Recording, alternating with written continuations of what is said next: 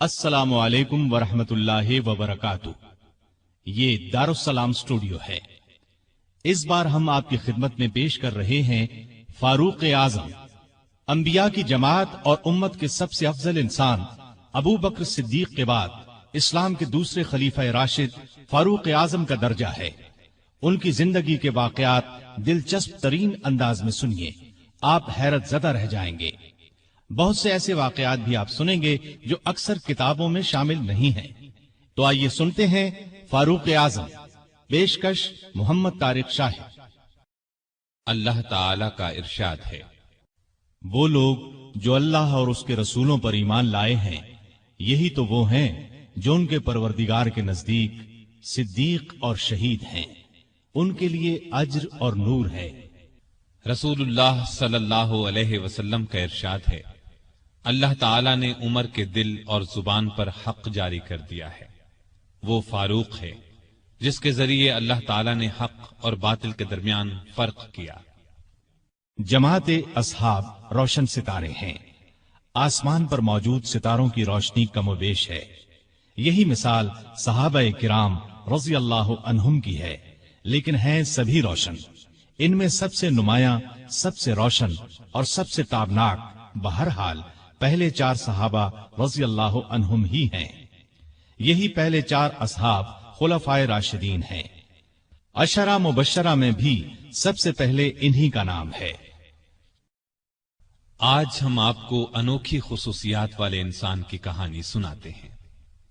اللہ کے رسول صلی اللہ علیہ وسلم نے اپنے 10 صحابہ کا نام لے کر فرمایا تھا، میرے یہ 10 صحابہ جنتی ہیں۔ گویا انہیں دنیا ہی میں جنتی ہونے کی بشارت عطا ہوئی۔ ان میں سے ایک سیدنا عمر فاروق رضی اللہ عنہ ہیں۔ انبیاء کی جماعت کے بعد اور مسلمانوں کے پہلے خلیفہ راشد یار غار سیدنا ابو بکر کے بعد اس دنیا میں سب سے زیادہ فضیلت دوسرے خلیفہ راشد سیدنا عمر فاروق ہی کو حاصل ہے۔ نبی صلی اللہ علیہ وسلم نے ان کے بارے میں اس طرح دعا فرمائی تھی، اے اللہ، اسلام کو عمر کے ذریعے سے قوت اور عزت دے۔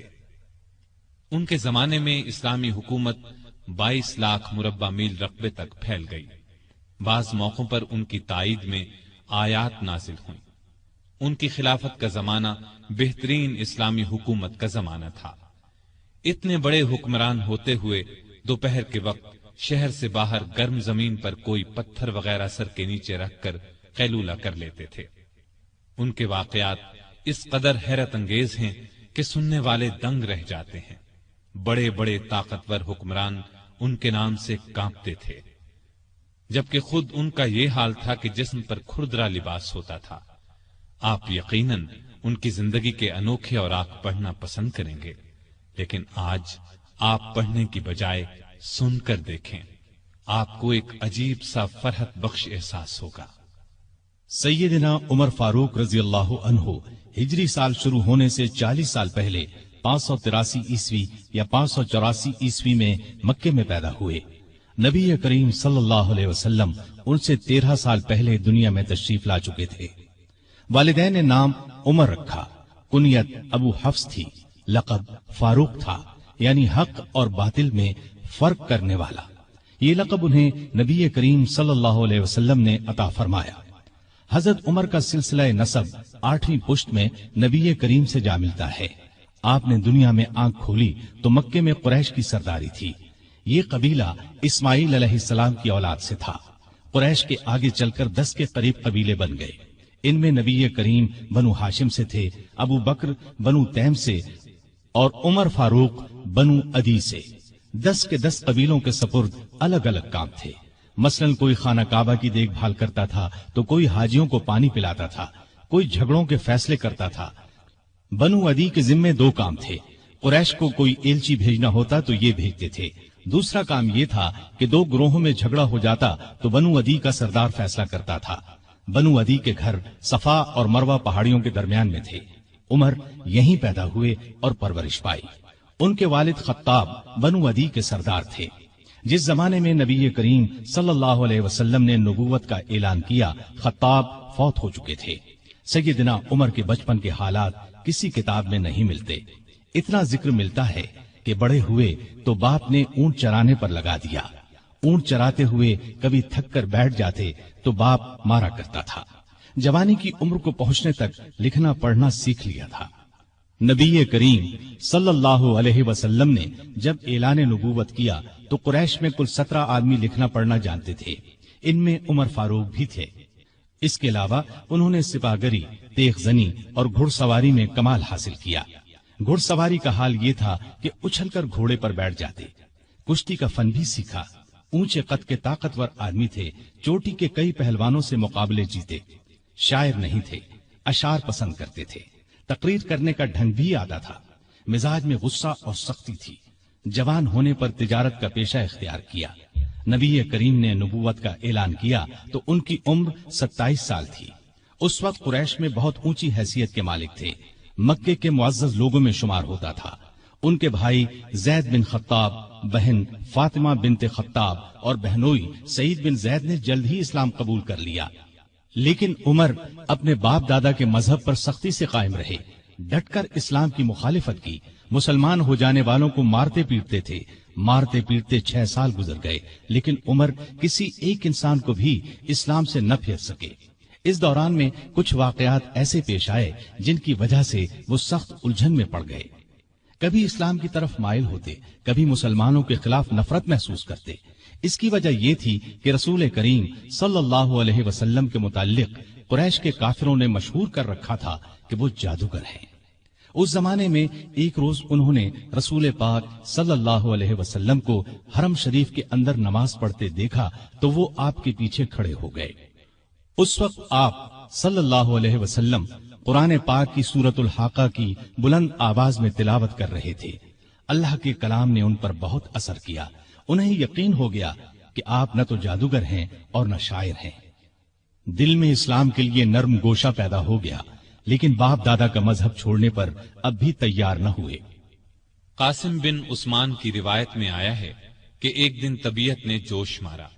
इरादा किया कि जिस हस्ती की वजह से वो उलझन में हैं, क्यों न उन्हें खत्म कर दें। चुनाचे नंगी तलवार हाथ में लेकर निकले। रास्ते में एक मुसलमान नुऐम बिन अब्दुल्लाह मिल गए। उन्होंने पूछा, खैर तो है, नंगी तलवार लिए कहां जा रहे हैं? बोले, मुहम्मद को कत्ल करने जा रहा हूं। नुऐम ने कहा कि पहले अपने घर की खबर तो लें। आपकी बहन और बहनोई मुसलमान हो चुके हैं। सैयदना उमर उल्टे पांव बहनोई के घर पहुंचे। उस वक्त उनके बहनोई सईद बिन जैद और फातिमा बिनते खत्ताब के घर में रसूलुल्लाह सल्लल्लाहु अलैहि वसल्लम के एक सहाबी खब्बाब बिन अरत भी मौजूद थे। खब्बाब बिन अरत उन्हें कुरान सिखा रहे थे। उमर ने दरवाजे पर दस्तक दी तो खब्बाब घर के एक हिस्से में छुप गए। फातिमा ने कुरान के औराक छुपा दिए, लेकिन उमर तिलावत की आवाज सुन चुके थे। अंदर पहुंचकर पूछा, क्या पढ़ रहे थे? मुझे मालूम हुआ है कि तुम मुसलमान हो चुके हो, अपने बाप दादा के मजहब से फिर गए हो। ये कहकर उन्होंने दोनों को मारना पीटना शुरू कर दिया। बहन के सर पर एक लकड़ी मारी, उनके सर से खून बह निकला। उस वक्त दोनों मियां बीवी के मुंह से निकला, हां ए उमर, हम मुसलमान हो चुके हैं, अल्लाह के रसूल पर ईमान ले आए हैं, तुमसे जो हो सके कर लो, इस्लाम तो अब हमारे दिलों से नहीं निकल सकता। उमर ने बहन का खून देखा और ये अल्फाज सुने तो गुस्सा ठंडा हो गया। बोले, अच्छा, जो तुम पढ़ रहे थे मुझे दिखाओ। बहन ने औराक उन्हें दे दिए। उन पर सूरह ताहा लिखी थी। उन्होंने उसको पढ़ा तो बेइख्तियार पुकार उठे, वाह, कितना उम्दा और आला दर्जे का कलाम है। ये सुनकर खब्बाब बिन अरत भी बाहर निकल आए और बोले, ए उमर, मुझे उम्मीद है अल्लाह ताला ने अपने नबी की दुआ को पूरी करने के लिए आपको चुन लिया है। मैंने कल ही नबी सल्लल्लाहु अलैहि वसल्लम को ये दुआ करते सुना है, इलाही, अबू जहल या उमर बिन खत्ताब के जरिए से इस्लाम को कुव्वत अता कर। बस ए उमर, अल्लाह की तरफ आओ, अल्लाह की तरफ आओ। ये सुनकर सैयदना उमर फारूक ने कहा, मुझे मुहम्मद के पास ले चलो। नबी सल्लल्लाहु अलैहि वसल्लम उस वक्त दारे अरकम में थे। उमर रजी अल्लाह अन्हु خباب بن ارت کے ساتھ کمر سے تلوار لٹکائے وہاں پہنچے۔ دروازے پر دستک دی۔ ایک صحابی نے اندر سے ایک جھری میں سے جھانک کر آپ صلی اللہ علیہ وسلم کو بتایا، باہر عمر تلوار کمر سے لٹکائے کھڑے ہیں، نہ جانے کس ارادے سے آئے ہیں۔ آپ کے چچا سیدنا حمزہ رضی اللہ عنہ بھی اس وقت وہاں موجود تھے۔ یہ بہت بہادر تھے، فوراً بولے انہیں اندر آنے دو، نیک ارادے سے آئے تو ٹھیک، ورنہ انہی کی تلوار سے ان کا سر اڑا دوں گا۔ رسول اللہ صلی اللہ علیہ وسلم نے بھی فرمایا انہیں آنے دو، چنانچہ دروازہ کھول دیا گیا۔ عمر اندر داخل ہوئے۔ آپ صلی اللہ علیہ وسلم اٹھ کر ان کی طرف بڑھے، ان کی چادر کو مٹھی میں دبا کر زور سے کھینچتے ہوئے فرمایا، خطاب کے بیٹے، تم کس ارادے سے آئے ہو؟ سیدنا عمر رضی اللہ عنہ نے عرض کیا، اے اللہ کے رسول، میں اللہ اور اس کے رسول پر ایمان لانے کے لیے حاضر ہوا ہوں۔ اس پر آپ صلی اللہ علیہ وسلم نے زور سے اللہ اکبر فرمایا۔ باقی مسلمانوں نے بھی اللہ اکبر کا نعرہ لگایا۔ اب عمر رضی اللہ عنہ نے کلمہ پڑھا، پھر بولے، اے اللہ کے رسول، کیا ہم حق پر نہیں ہیں؟ آپ نے فرمایا، اس ذات کی قسم جس کے قبضے میں میری جان ہے، تم لوگ حق پر ہو۔ یہ سن کر سیدنا عمر فاروق نے عرض کیا، جب ہم حق پر ہیں اور کافر غلط راستے پر، تو پھر اپنا دین کیوں چھپائیں؟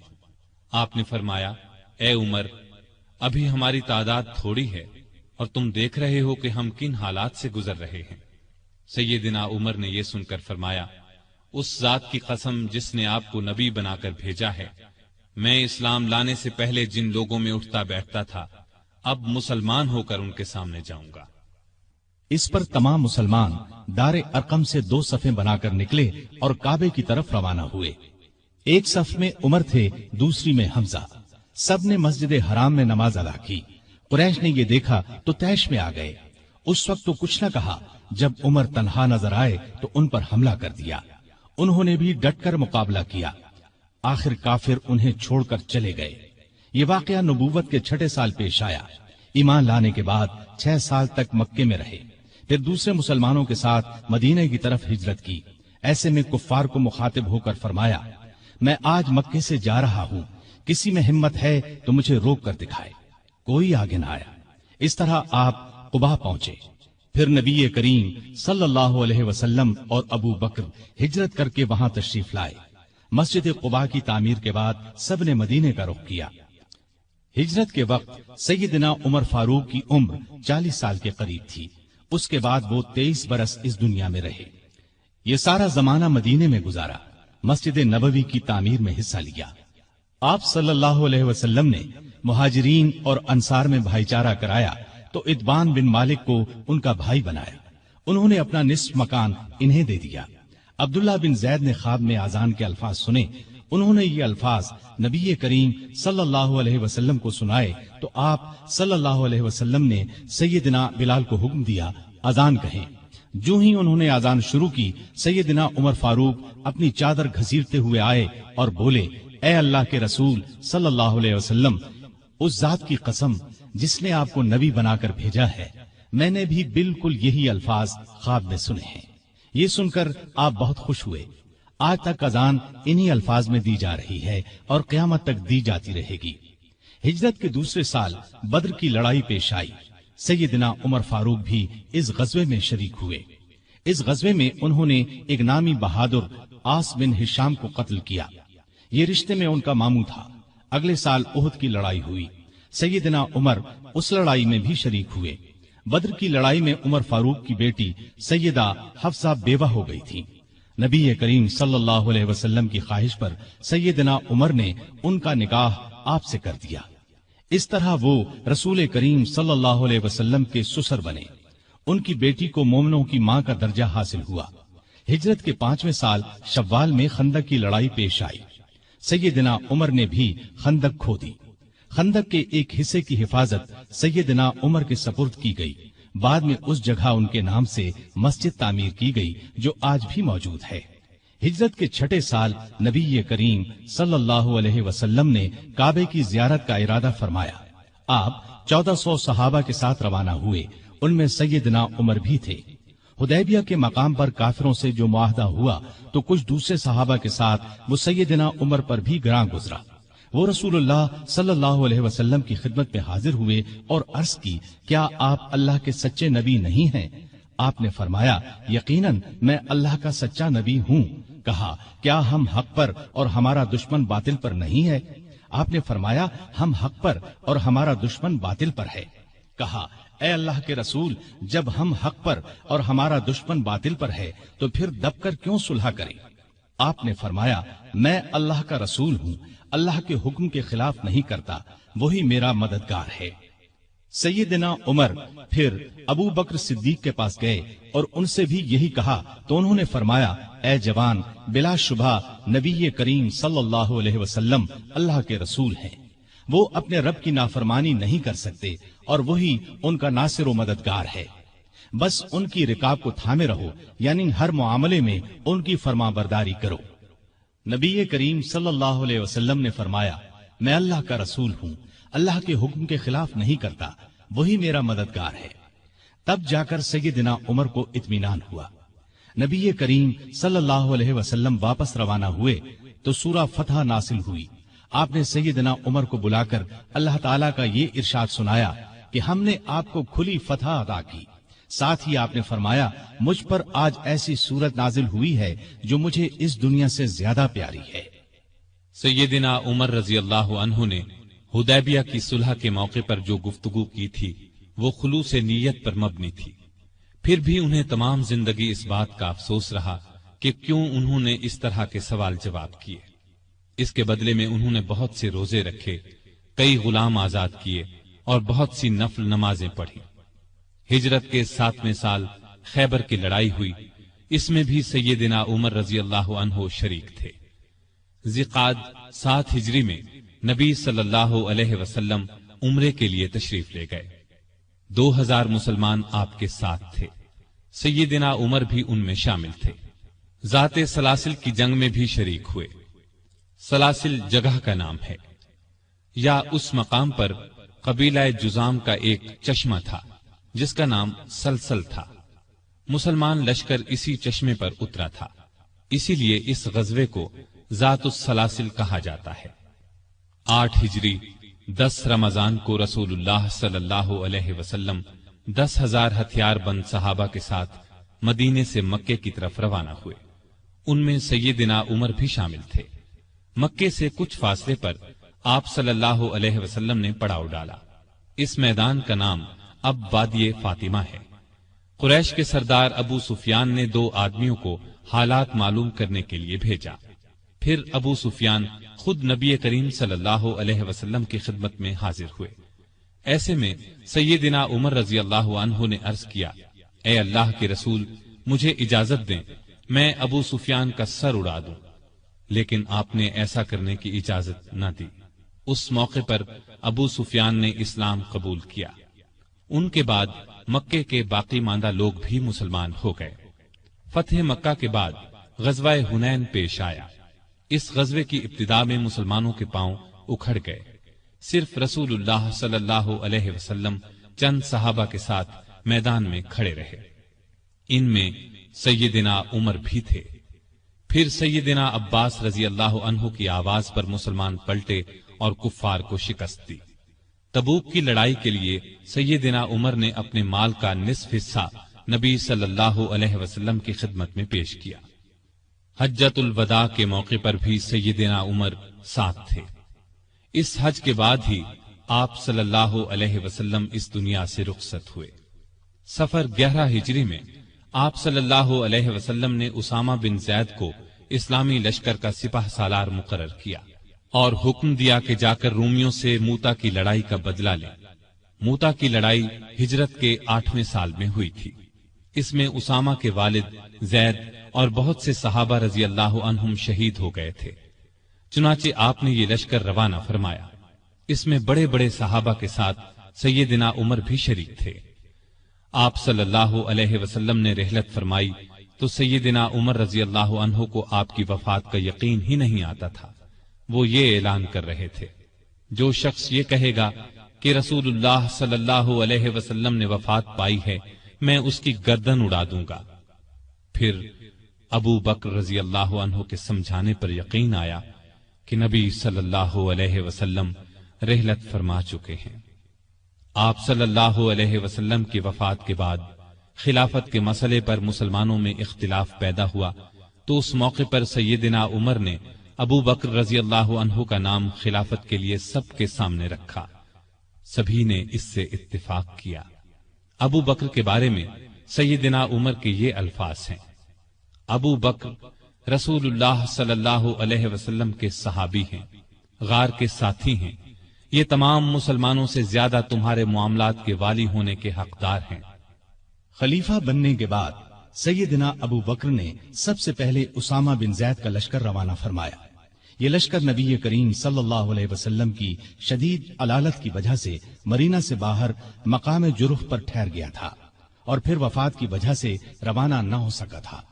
اس موقع پر سیدنا ابو بکر نے اسامہ بن زید سے کہا کہ سیدنا عمر فاروق رضی اللہ عنہ کو ان کے پاس چھوڑ جائیں، کیونکہ ان کے مشوروں کی ضرورت پڑے گی۔ اسامہ بن زید نے خوشی سے یہ بات منظور کی۔ ابو بکر کی خلافت 2.25 برس رہی۔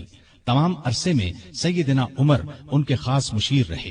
اس دوران میں سیدنا عمر نے سیدنا ابو بکر کو مشورہ دیا کہ قرآن کو ایک جگہ جمع کر دیا جائے۔ انہوں نے یہ مشورہ اس لیے دیا کہ یمامہ کی لڑائی میں قرآن مجید کے حافظ بہت سے صحابہ شہید ہو گئے تھے۔ آخر یہ کام زید بن ثابت، سیدنا عمر اور بہت سے دوسرے صحابہ رضی اللہ عنہم کی مدد سے مکمل ہوا۔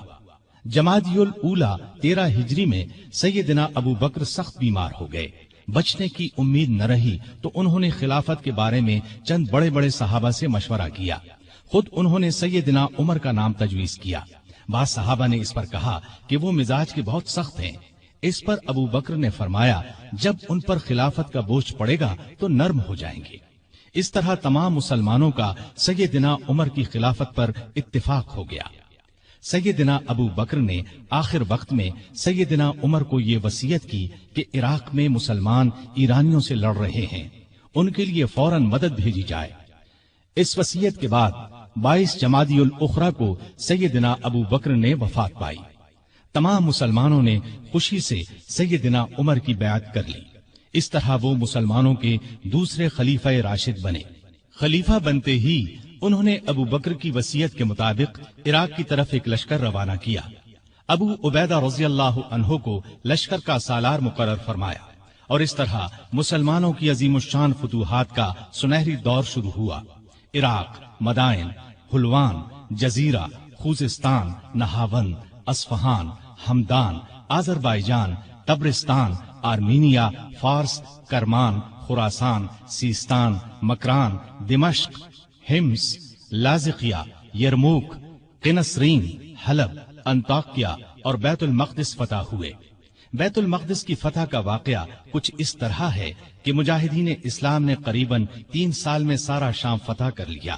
اب فلسطین کے صرف 2 بڑے شہر رہ گئے تھے، بیت المقدس جسے یروشلم بھی کہا جاتا ہے اور قیصاریہ۔ اس زمانے میں فلسطین شام ہی کا حصہ تھا۔ 16 ہجری میں مسلمانوں نے دوسری لڑائیوں سے فارغ ہو کر بیت المقدس کا محاصرہ کر لیا۔ اس شہر میں ابراہیم علیہ السلام، اسحاق علیہ السلام، سلیمان علیہ السلام، عیسیٰ علیہ السلام اور دوسرے نبیوں کی بہت سی یادگاریں ہیں۔ رسول اللہ صلی اللہ علیہ وسلم کی بھی معراج کے سفر میں پہلی منزل یہی تھی۔ مسلمانوں کا پہلا قبلہ بھی یہی تھا۔ نہ صرف یہودی اور عیسائی بلکہ مسلمان بھی اس کی بہت عزت کرتے تھے اور کرتے ہیں۔ مسلمانوں نے جب بیت المقدس کا محاصرہ کیا تو شہر کے باشندوں نے شہر کے دروازے بند کر لیے۔ چند دن تو اس طرح گزرے، پھر انہوں نے مسلمانوں کے سپہ سالار ابو عبیدہ بن جراح کو پیغام بھیجا کہ ہم شہر مسلمانوں کے حوالے کرنے کے لیے تیار ہیں، لیکن شرط یہ ہے کہ مسلمانوں کے خلیفہ خود یہاں آئیں اور صلح کا معاہدہ کریں۔ ابو عبیدہ بن جراح نے یہ بات سیدنا عمر کو لکھ بھیجی۔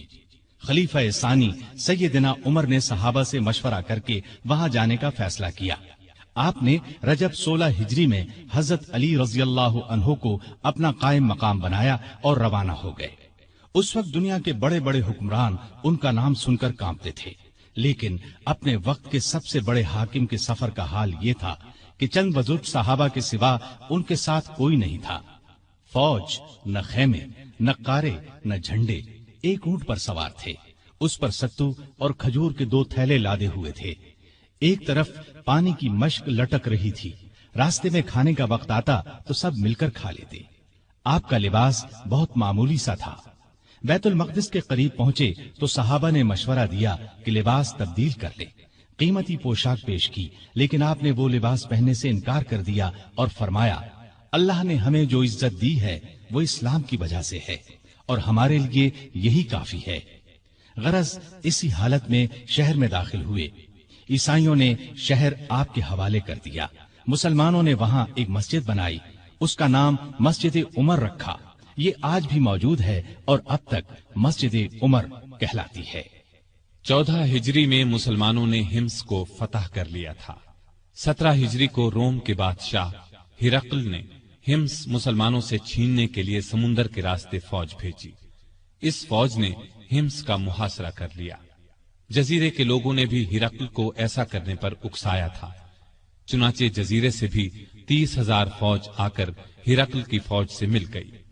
سیدنا ابو عبیدہ بن جراح رضی اللہ عنہ نے ان حالات کی اطلاع سیدنا عمر فاروق کو بھیجی تو انہوں نے ان کی مدد کے لیے مزید فوج روانہ کی۔ دوسری طرف سہیل بن عدی کی سرکردگی میں ایک فوج جزیرے کی طرف روانہ کر دی۔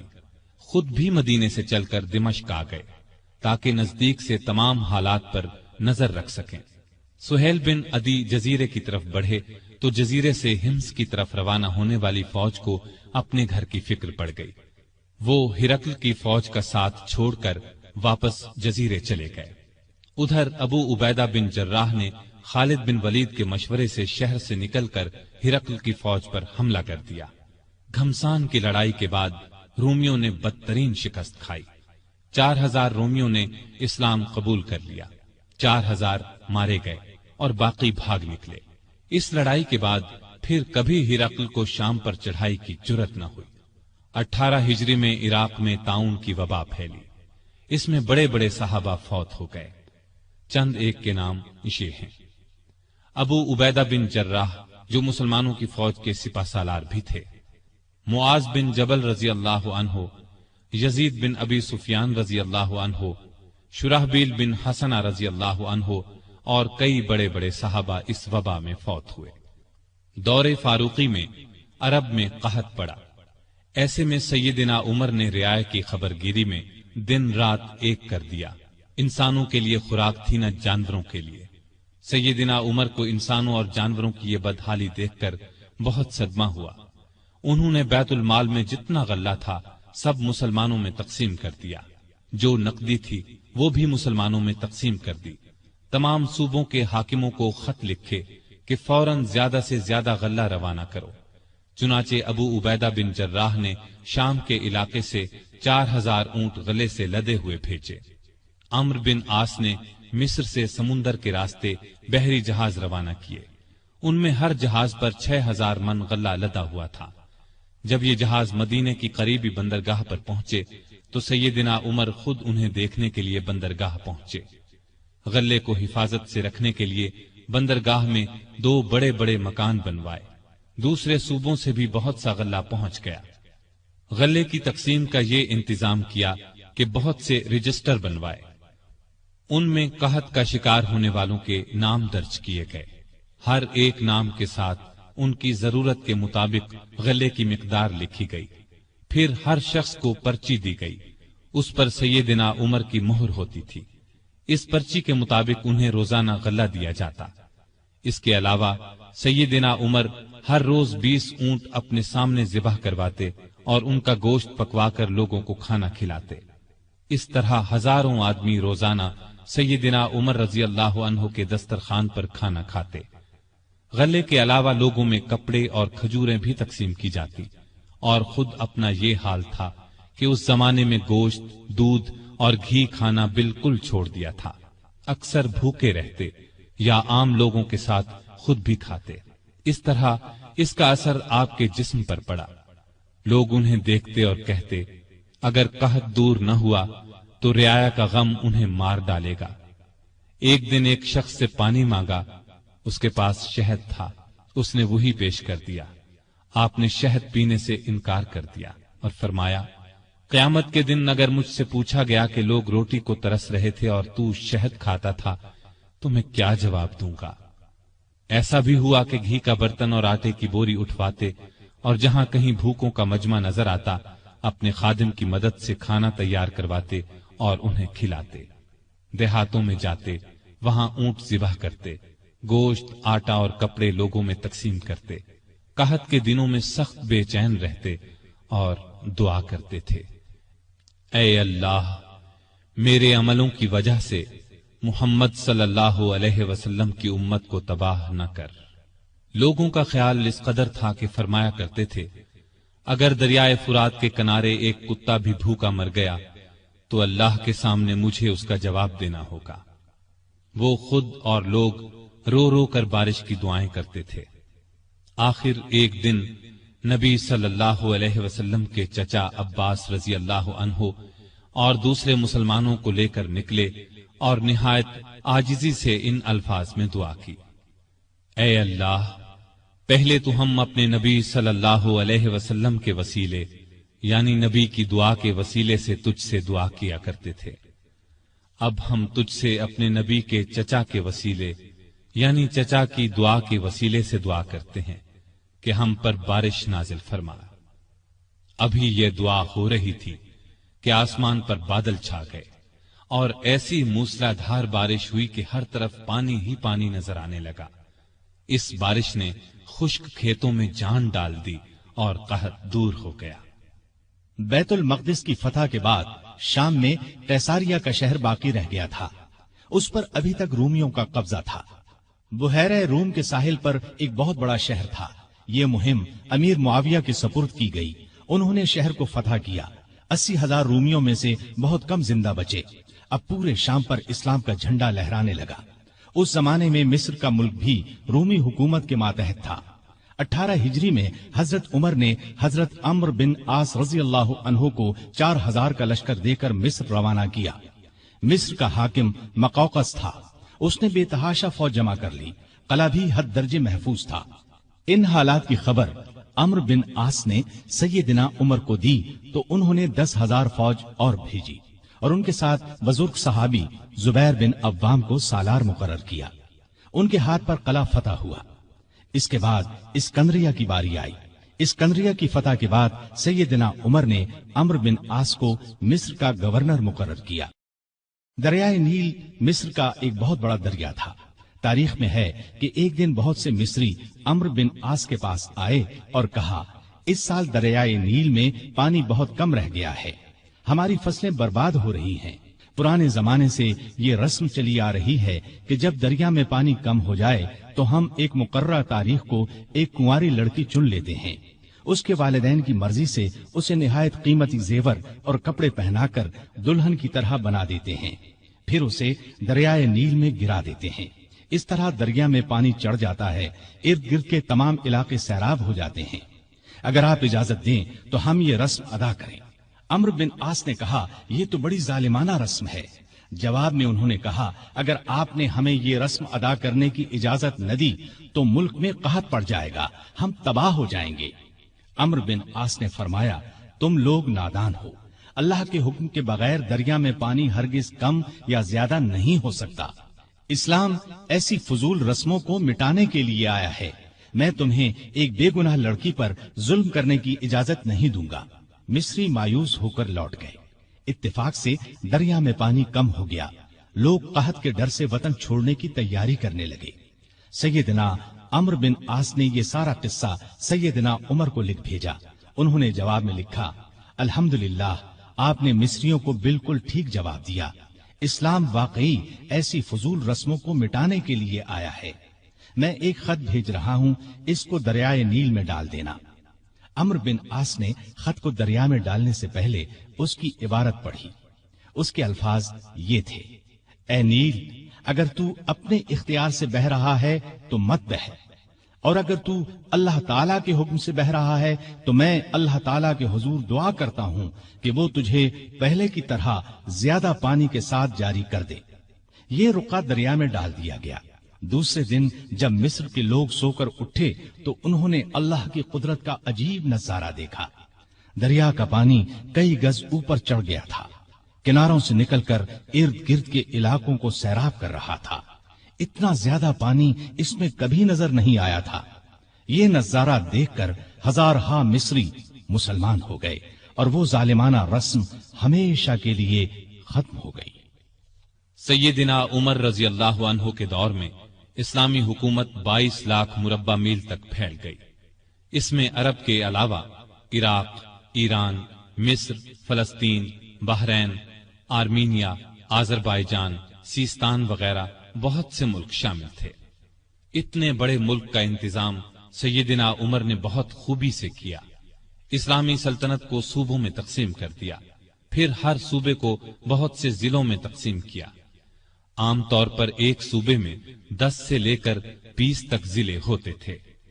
मुल्क का इंतजाम सहाबाए किराम रजी अल्लाह अन्हुम के मशवरे से करते थे। मशवरा करने के लिए उन्होंने एक मजलिस बनाई। उसमें सूझबूझ रखने वाले बड़े बड़े जलीलुल कद्र सहाबा शामिल थे।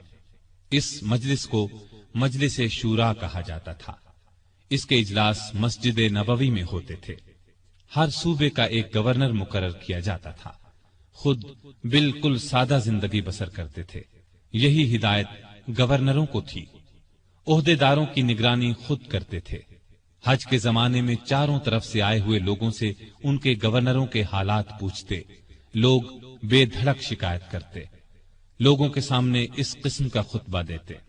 लोगों, तुम पर जो लोग हाकिम मुकर्रर किए गए हैं वो इसलिए नहीं भेजे गए कि तुम्हें मारें पीटें और तुम्हारा माल छीन लें, बल्कि उन्हें मैं इसलिए भेजता हूं कि वो तुम्हें रसूलुल्लाह सल्लल्लाहु अलैहि वसल्लम के तरीके सिखाएं। अगर किसी ने इसके खिलाफ किया है तो मुझसे बयान करो ताकि मैं उसका बदला लूं। लोगों को आम इजाजत थी कि वो किसी वक्त भी अपनी शिकायत पेश कर सकते थे। एक मर्तबा मिस्र के एक गरीब शख्स ने शिकायत की कि गवर्नर के बेटे ने बिला वजह उसे पीटा है।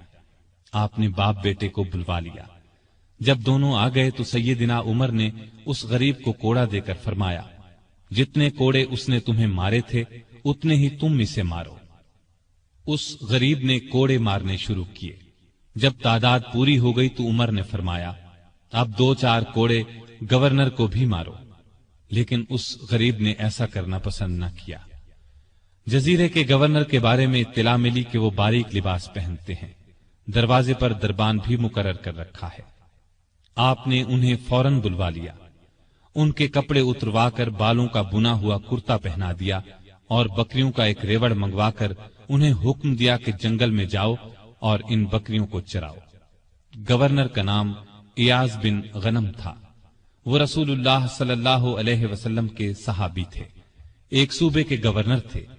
इसलिए जब उन्होंने कहा कि वो आइंदा ऐसा लिबास नहीं पहनेंगे तो उमर ने उन्हें मुआफ कर दिया और ओहदे पर वापस भेज दिया। इयाज बिन गनम जब तक जिंदा रहे मोटा लिबास पहनते रहे। फिर उन्होंने कभी बारीक लिबास पहना न दरवाजे पर दरबान रखा। खालिद बिन वलीद रजी अल्लाह अन्हु इस्लाम के बहुत बड़े जर्नैल थे। उन्होंने 20 लड़ाइयां लड़ी। बड़ी बड़ी हुकूमतों के लश्कर उनके मुकाबले में न ठहर सके। सैयदिना उमर के जमाने में जब खालिद बिन वलीद फतूहात पर फतूहात हासिल कर रहे थे तो ऐन इस हालत में उमर ने उन्हें सिपह सालारी से माजूल कर दिया। जब लोगों ने वजह पूछी तो उन्होंने फरमाया, मुसलमान ये ख्याल करने लगे थे कि ये फतूहात खालिद बिन वलीद की वजह से हो रही हैं, जबकि फतूहात हमें अल्लाह ताला की मेहरबानी से हो रही हैं। आपके जमाने में चूंकि इस्लामी हुकूमत बहुत फैल गई थी, लगातार फतूहात की वजह से माले गनीमत भी बहुत ज्यादा आने लगा था। इसलिए आपने 15 हिजरी में बैतुल माल कायम कर दिया। उसमें ज़कात, खिराज, जिजिया, माले गनीमत वगैरह जमा होता था और मुसलमानों में तकसीम किया जाता था। यतीमों, गरीबों और बेवाओं को उसमें से वजीफे दिए जाते थे। जरूरतमंदों को कर्ज भी दिया जाता था। जंगी जरूरियात पर भी खर्च किया जाता था। आमदनी और खर्च के मामले में हद दर्जा एहतियात करते थे। सैयदना उस्मान ने एक दिन इन्हें चिलचिलाती धूप में भागते देखा। पूछने पर उन्होंने बताया, کہ بیت المال کا ایک اونٹ گم ہو گیا ہے، اس کو تلاش کر رہا ہوں۔ بحرین سے ایک مرتبہ مشک آیا، یہ انتہائی قیمتی خوشبو تھی۔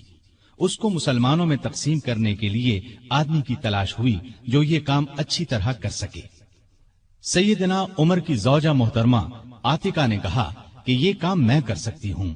سیدنا عمر نے فرمایا، نہیں، میں تمہیں اس کی اجازت نہیں دے سکتا، اس لیے کہ تمہاری انگلیوں پر جو مشک لگ جائے گا وہ تم اپنے کپڑوں پر لگا لو گی، اس طرح عام مسلمانوں سے زیادہ تمہارے حصے میں آئے گا۔ ایک مرتبہ بیمار ہو گئے، لوگوں نے علاج کے طور پر شہد تجویز کیا۔ بیت المال میں شہد موجود تھا، لیکن آپ نے لینا گوارا نہ کیا۔ آخر لوگوں کو جمع کیا گیا، جب سب نے اجازت دے دی تب شہد دیا۔ آپ نے عدل و انصاف کا بہترین نمونہ دنیا کو دکھایا۔ اللہ سے ڈرنے والے قاضی مقرر کیے، ان کی تنخواہیں مقرر کی، انہیں حکم دیا کہ تمام فیصلے قرآن اور حدیث کے مطابق کیے جائیں۔ قرآن اور حدیث میں حکم نہ ملے تو جس رائے پر عالموں کا اتفاق ہو اس کے مطابق فیصلہ دیا جائے۔ انہوں نے کوفہ میں شریح کو قاضی مقرر کیا، ان کے فیصلے بہت مشہور ہوئے۔ امیر المومنین کے خلاف بھی فیصلے دے دیتے تھے۔ سیدنا علی نے بھی انہیں اپنے دور میں قاضی کے عہدے پر قائم رکھا۔ قبیلہ غسان کے بادشاہ جبلہ نے اسلام قبول کر لیا۔ وہ حج کرنے کے لیے آیا، اس کی چادر پر ایک غریب بدو کا پاؤں آ گیا۔ اس نے بدو کو زور سے تھپڑ دے مارا، بدو کی ناک کی ہڈی ٹوٹ گئی۔ وہ سیدنا عمر کی خدمت میں حاضر ہو گیا، انصاف کا طلبگار ہوا۔ سیدنا عمر نے جبلہ کو بلا بھیجا، وہ حاضر ہوا تو آپ نے اسے کہا، تم نے اس غریب مسلمان سے زیادتی کی ہے، لہذا بدلہ دو۔ یہ غریب تمہیں اس جگہ تھپڑ مارے گا جس جگہ اس کے منہ پر تھپڑ لگا ہے۔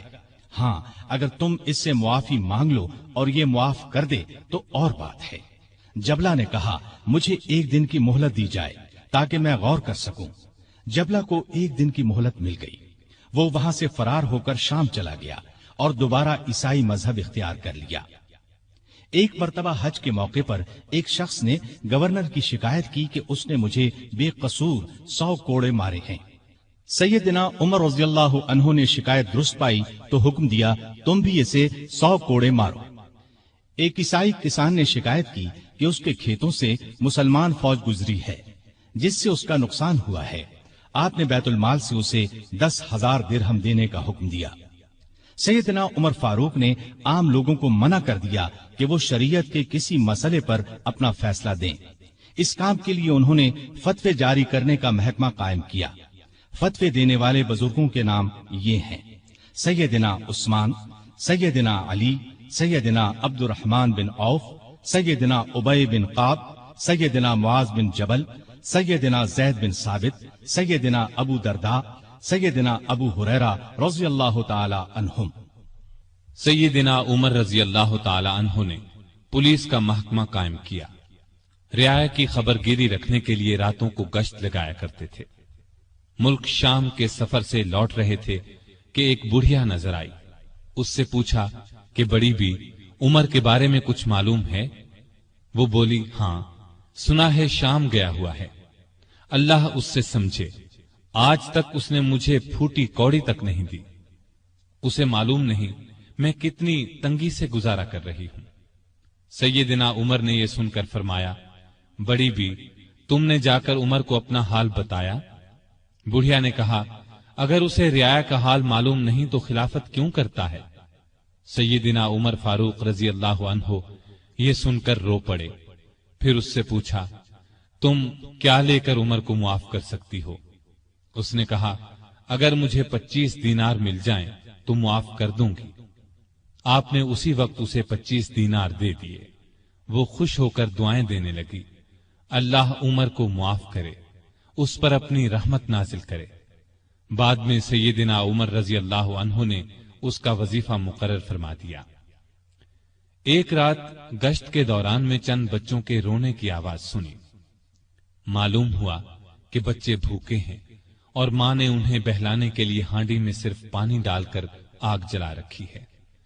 آپ اسی وقت خادم اسلم کے ساتھ بیت المال گئے، آٹا، گوشت، گھی اور کھجوریں نکال کر خادم سے فرمایا، یہ تمام چیزیں میری کمر پر رکھ دو۔ اسلم نے عرض کیا، آپ کیوں تکلیف کرتے ہیں، میں اٹھا لیتا ہوں۔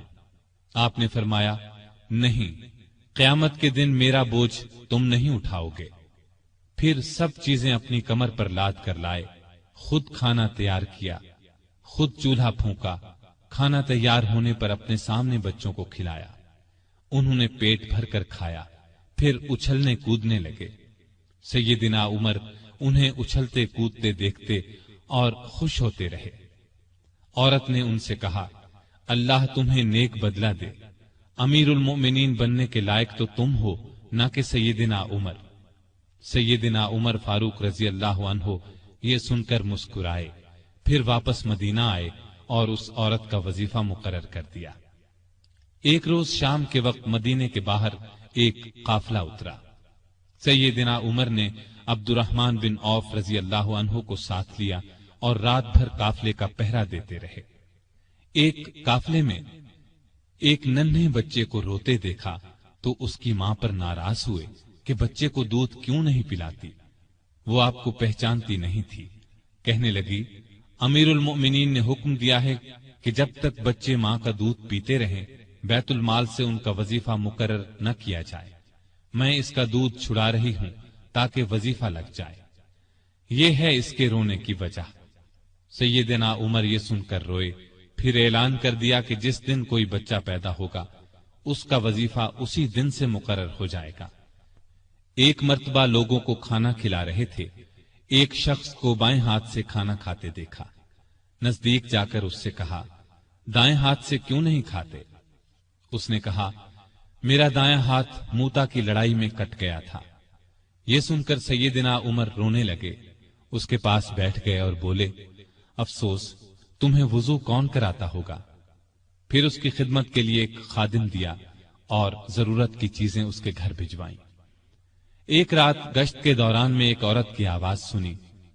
وہ اپنی بچی سے کہہ رہی تھی، دودھ میں پانی ملا دے۔ بیٹی نے یہ سن کر کہا، ماں، امیر المؤمنین کا حکم ہے کوئی دودھ میں پانی نہ ملائے۔ ماں نے یہ سن کر کہا، باتیں نہ بنا، پانی ملا۔ امیر المؤمنین کون سا دیکھ رہے ہیں؟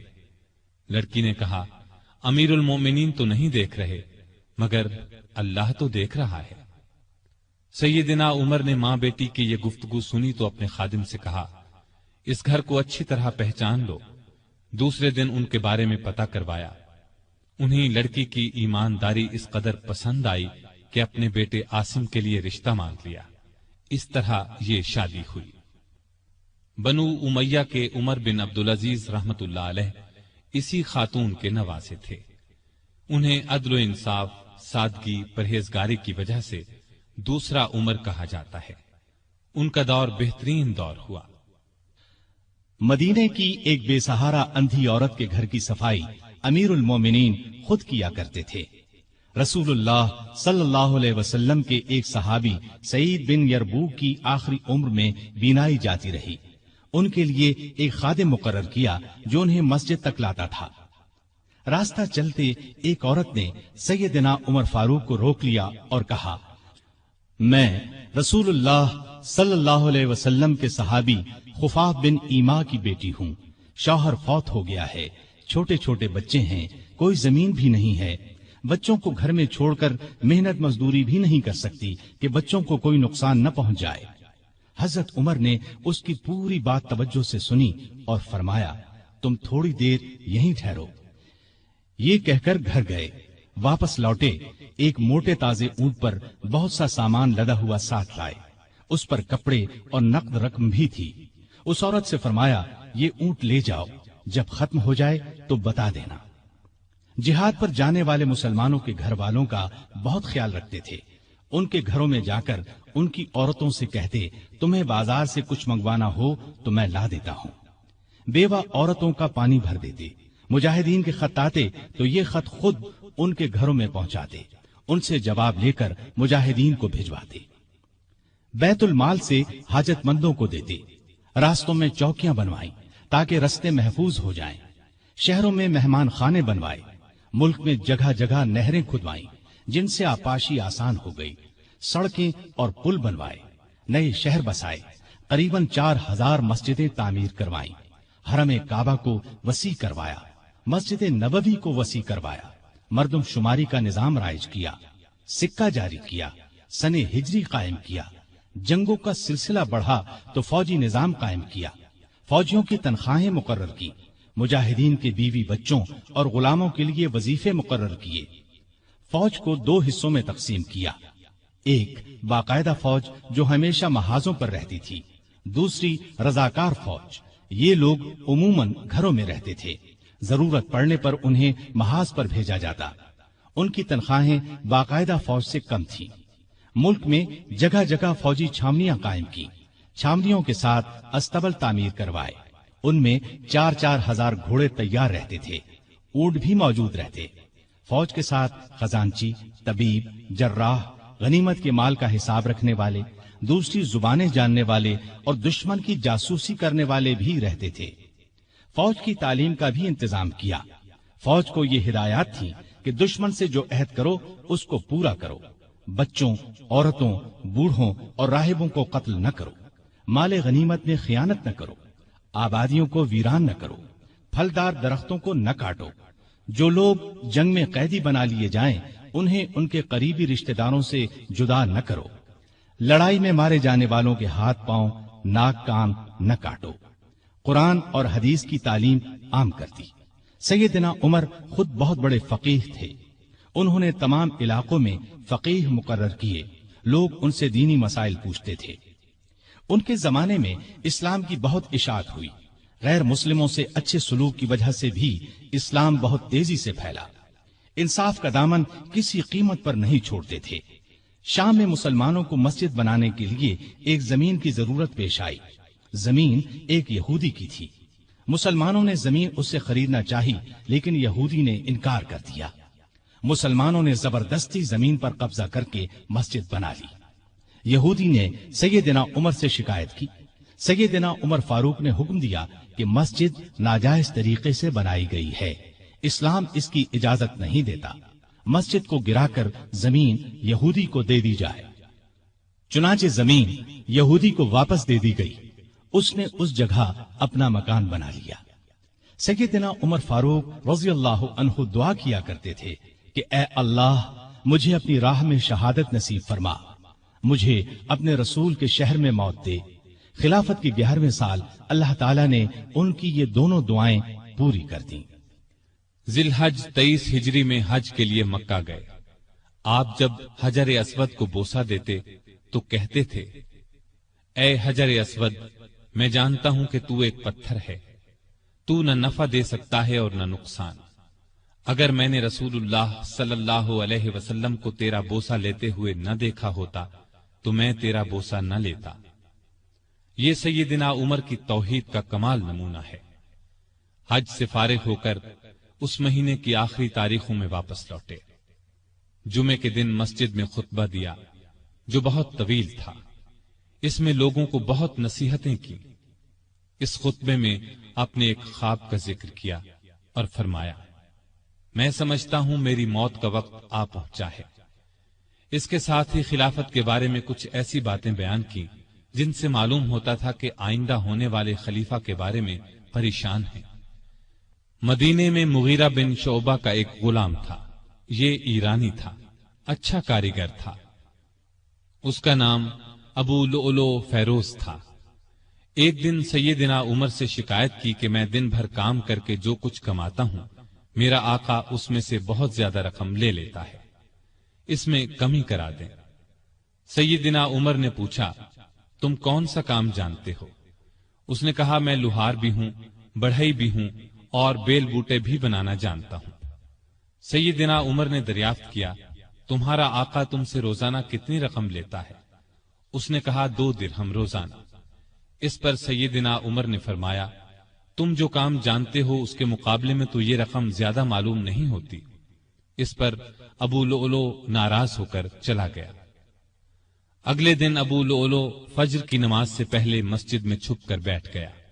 सैयदना उमर लोगों को नमाज पढ़ाने लगे तो उसने कोने से निकलकर 2 धारी खंजर से अमीरुल मोमिनीन पर 6 वार किए और फिर सफों में खड़े मुसलमानों को जख्मी करता बाहर भागा, लेकिन मुसलमानों ने पकड़ लिया।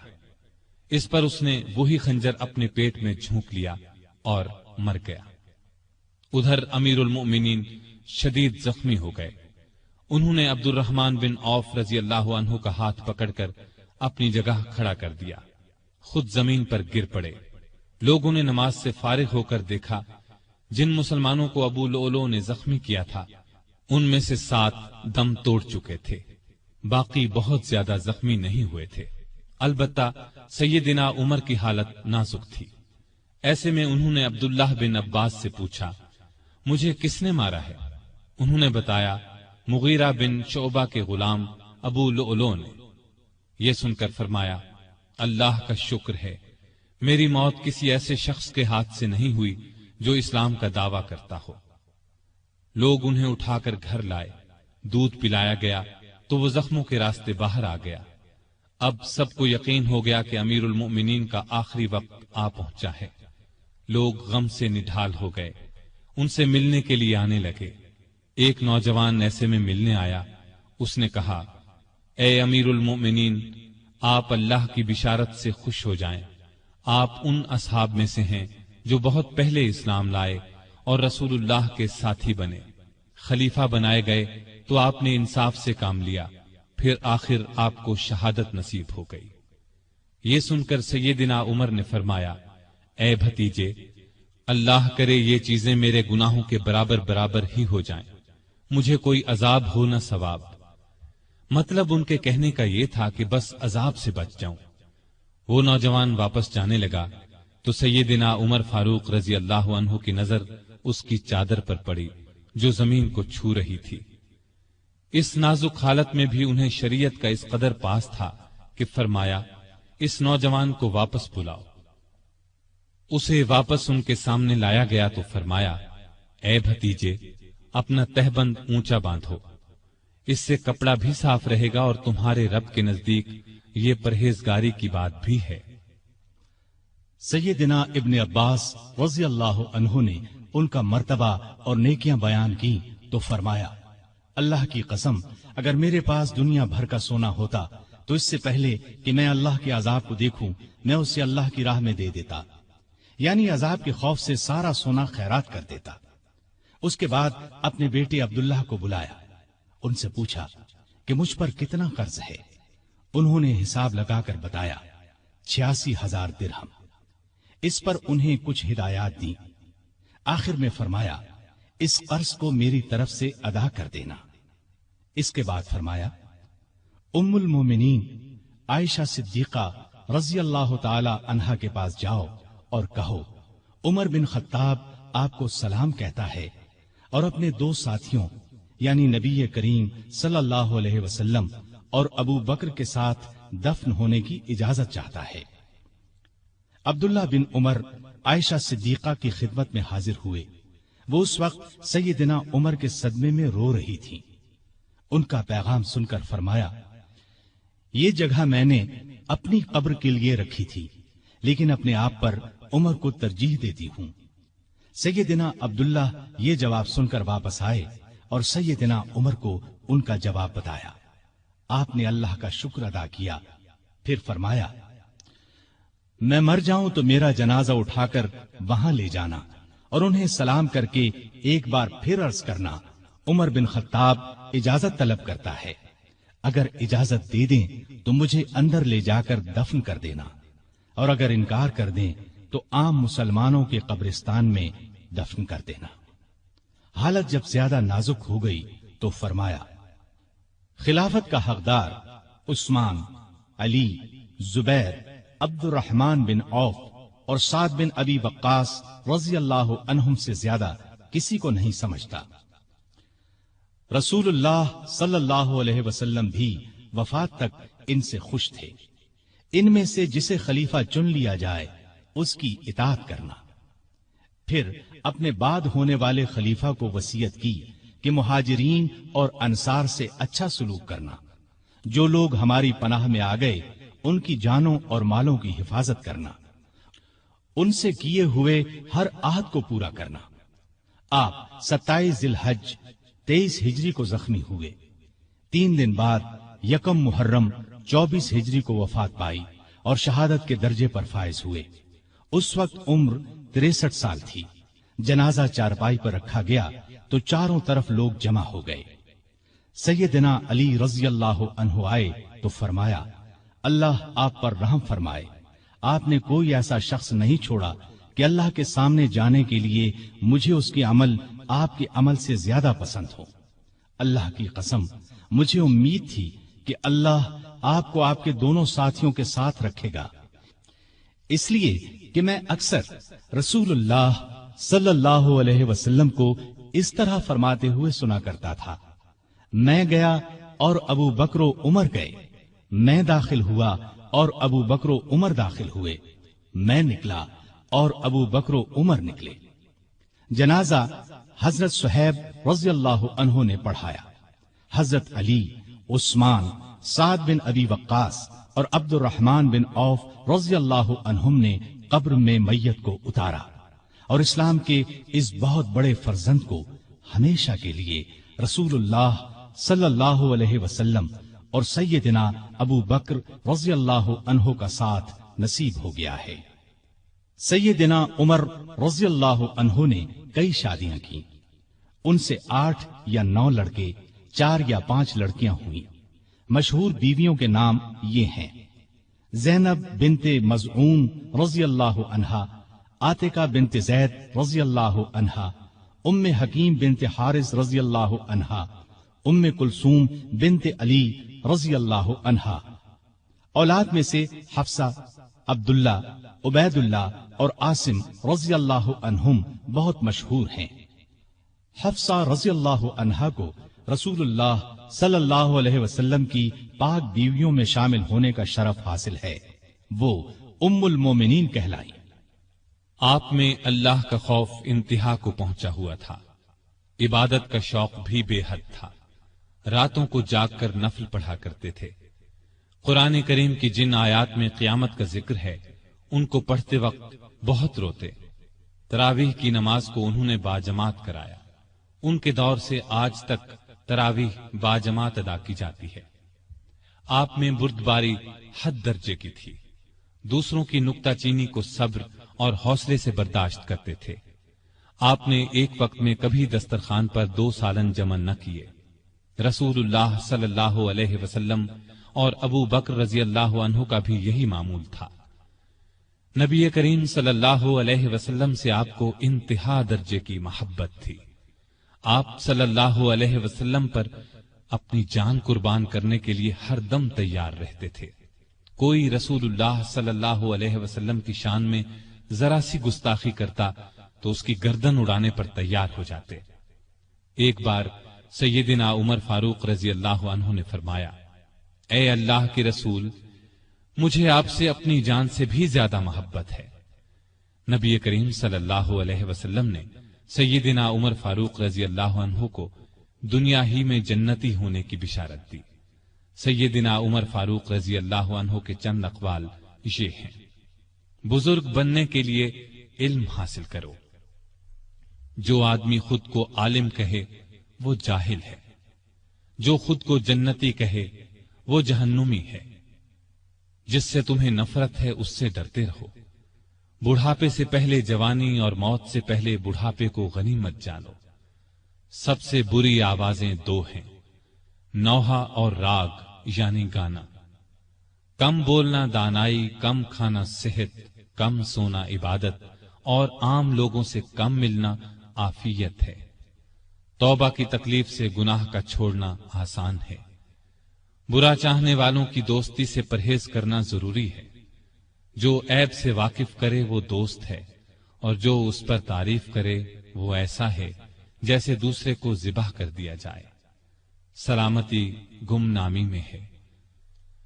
اللہ تعالی سیدنا عمر فاروق رضی اللہ عنہ پر رحمت فرمائے، آمین۔